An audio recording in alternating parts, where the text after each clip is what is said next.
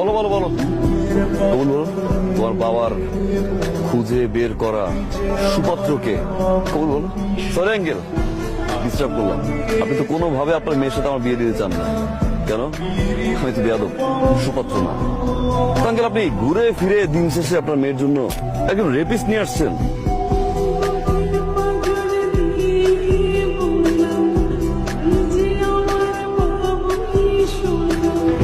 জুলাই মাসে মালয়েশিয়া চলে যায় পলাতক ভাবে, 13 বছর পরে দেশে আসে।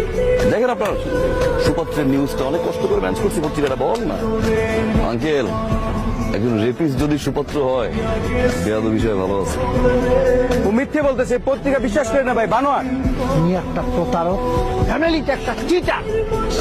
এই রেপিস্ট ছেলের সাথে আমি আমার মেয়ের বিয়ে দিব। বেরোন এখান থেকে। একটা কথা বললে পুলিশ ডেকে ঘাড় ধাক্কা দিয়ে এখান থেকে বাইরে।